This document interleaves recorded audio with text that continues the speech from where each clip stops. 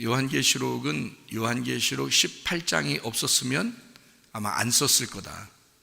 그러니까 요한계시록 18장을 알아야 요한계시록을 제대로 아는 것이다. 이렇게 여러분이 이해할 수 있어야 됩니다.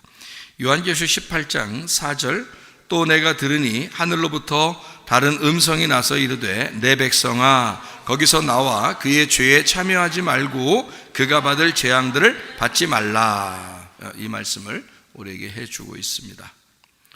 우리가 이 말씀을 보면 여기에 요한계시록 17장을 이제 이어서 18장이 나오는 거잖아요. 그러니까 17장에 보면 뭐라고 하냐면 큰 음녀에게 내릴 심판, 이렇게 되어 있습니다. 그리고 요한계시록 17장 마지막 절에 그 18절에 보면 이런 말씀이 있죠. 또 내가 본 그 여자는, 그 음녀죠. 그러니까 그 여자 음녀는 땅의 왕들을 다스리는 큰 성이라, 이렇게 되어 있습니다.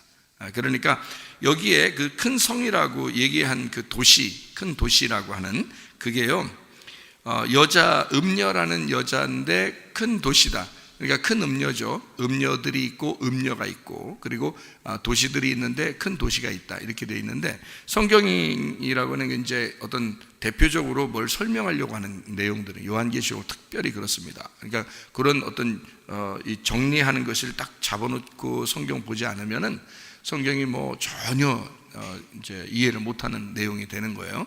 그래서 여기에 보면 이게 이제 뭘 설명하는 거겠어요. 그러니까 큰 음녀가 어떤 성이래요.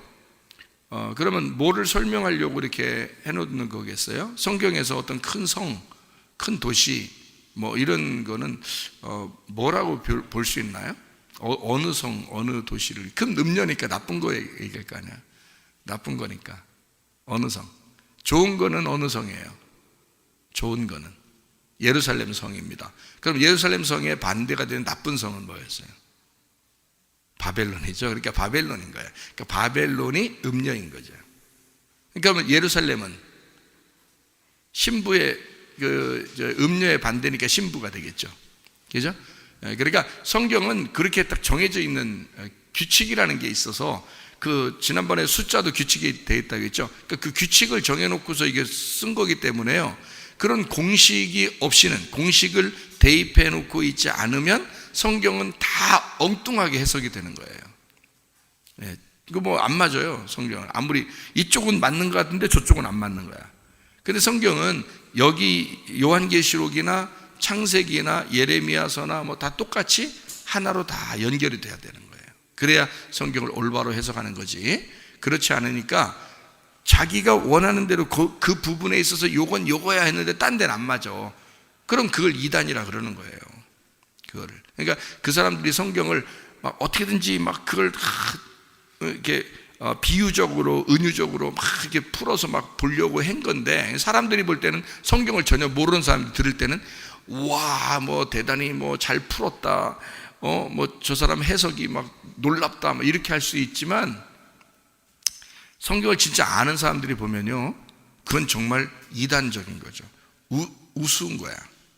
그러면 성경 어떻게 봐야 되냐 그러면, 우리가 여기 지금 요한계시록 17장, 18장을 보는데 다른 여기 구약에 있는 앞에 있는 성경하고 똑같아야 되는 거예요. 그러니까 어디를 봐도 똑같이 이해가 될 수 있어야지 그게 올바로 본 거예요. 그게 성경이 그런 거죠. 왜 그러냐? 성경은 처음부터 끝에까지 규칙을 정해놓고 썼기 때문에 그렇습니다. 그러니까 그 규칙을 정해놓은 것이 벗어났다, 그러면 잘못된 거죠. 그래서 성경을 그렇게 규칙으로 봐야 된다는 거예요. 자, 여기서 규칙은 어떤 규칙이에요? 음녀는 바벨론 성이라는 거죠. 그럼 구약에 바벨론 성이 있어요, 없어요? 있죠. 그러니까 그 바벨론 성은 뭘 설명하는 거니까? 음녀들의 성이다, 이렇게 되는 거죠. 음녀다, 이렇게 보는 거죠. 그러면 구약 성경에 예루살렘이 있어요, 없어요? 있죠. 그럼 그걸 뭐라 그래? 예수님의 신부다, 이렇게 하는 거죠. 그러니까 신랑 되신 예수님이 성전인 거죠. 예루살렘 성이 이렇게 있잖아요. 그럼 그 가운데 성전이 있을 거 아니야. 그럼 예루살렘 성은 이렇게 둘러있죠. 그 다음에 그 둘러있는 그 치마폭이에요. 신부의 치마폭 안에 성전, 신랑이 있는 거예요. 그래서 이 성전은, 신랑이라는 성전은 신부라는 교회 안에 있는 거예요. 그러니까 이 교회 안에 신랑이 계신 거야. 그게 예수님인 거예요. 그게 예루살렘 성이 신부니까, 신부는 요한계시록에 뭐니까? 교회니까. 그러니까 앞에를 보나 뒤를 보나 성경이 딱 똑같아야지 이쪽과 이쪽이 이해가 안 되면 의미가 없는 거예요. 여러분과 제가 음료되면 안 되죠. 신부가 돼야 되지. 신부가 된다는 말은 교회가 돼야 된다는 말이고, 그 교회 안에 뭐가 있어야 된다? 성전 되신 예수님이 계셔야 된다는 거지. 네. 그러니까 여기서 이제 나누는 것은 어떻게 그러니까 신부는 예루살렘 성, 그리고 음료는 바벨론 성, 이렇게 되는 거죠.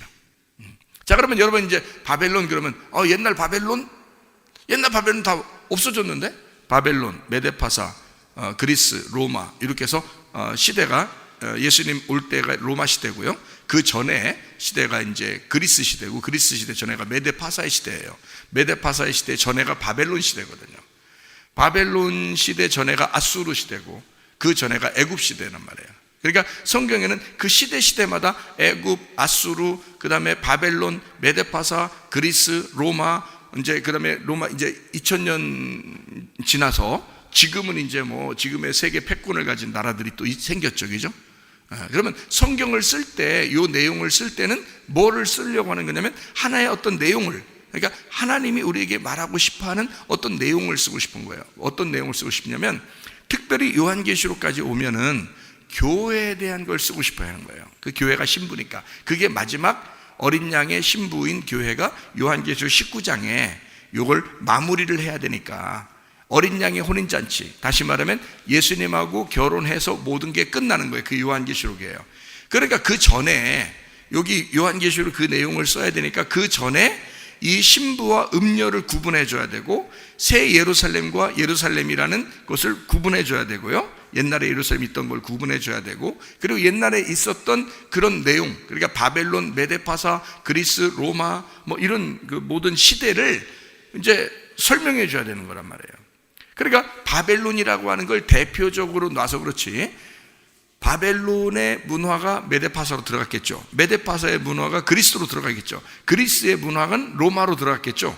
그래서 로마의 그 음란한 문화가 어디서 받아들인 거냐면 바벨론으로부터 받아들인 거란 말이에요. 그러니까 이 요한계시록은 언제 쓴 거예요? 로마 시대에 쓴 거예요. 로마 시대에 썼지만 그 로마 시대에 쓴 그 문화, 음탕하고 타락한 그런 그 모습의 그 문화가 바로 바벨론에서 온 것이다. 그러니까 요한계시록을 쓰면서도 바벨론은 죽지 않았다. 바벨론은 계속해서 있다. 그들의 사상과 그들의 이념은 그대로 있다. 이것이 그대로 전달되어 왔다. 그 바벨론을 얘기하는 것이다. 그럼 그 바벨론이 시대를 따라서 나라별로 바벨론, 메데파사, 그리스, 로마 시대가 다 달라졌는데도 똑같이 로마 시대에 바벨론이라는 얘기를 하면서 바벨론의 성이 음녀고 음녀는 로마다, 이렇게 되는 거잖아요. 그러니까 이것은 그러면 시대별로 다르게 음녀를 얘기했는데도, 시대별로 다르게 바벨론을 얘기했는데도 구약 성경 전체에 처음부터 뭔가 다르게 얘기하는 게 있는 거죠. 이게 시대별로 이렇게 내용이 다르게 이렇게 설명을 하고 있는데 결국엔 그건 하나를 얘기하는 것이다. 이렇게 돼야지 맞는 거란 얘기.